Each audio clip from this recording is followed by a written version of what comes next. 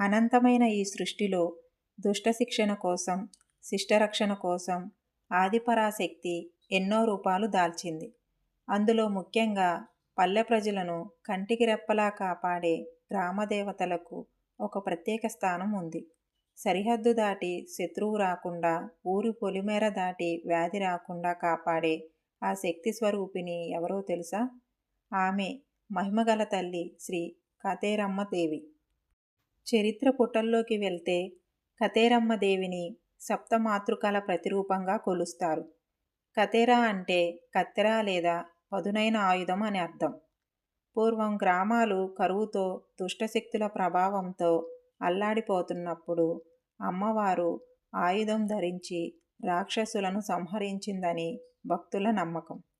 కన్నడంలో కతేరమ్మ అని, తెలుగులో కాతేరమ్మ అని పిలువబడే ఈ తల్లి భక్తుల పిలుపు వింటే చాలు పులిలా వచ్చి వాలుతుంది.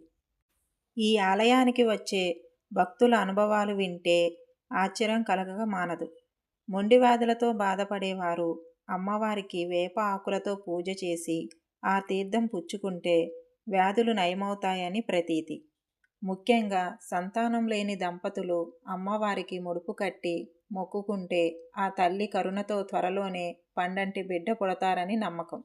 అందుకే ఈమెను కోరిన కోరికలు తీర్చే కల్పవల్లి అని పిలుస్తారు. ప్రతి ఏటా ఈ ఆలయంలో జరిగే జాతర అంబరాన్ని తాకుతుంది.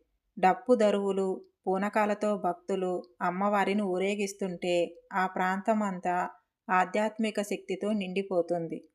పొంగళ్ళు పెట్టి నైవేద్యాలు సమర్పించి భక్తులు తమ కృతజ్ఞతలు తెలుపుకుంటారు.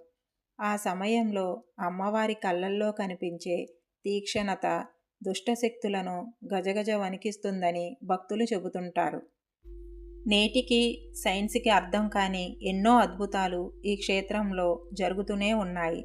నమ్మిన వారికి అమ్మ, నమ్మని వారికి శిక్షించే శక్తి ఈ కతేరమ్మ తల్లి. మీ జీవితంలో కూడా ఆ తల్లి దీవెనలు ఉండాలని కోరుకుంటూ జై కతేరమ్మ తల్లి. ఈ మహిమగల చరిత్రను మీ మిత్రులకు, బంధువులకు షేర్ చేసి ఆ తల్లి కృపకు పాత్రులు అవ్వండి.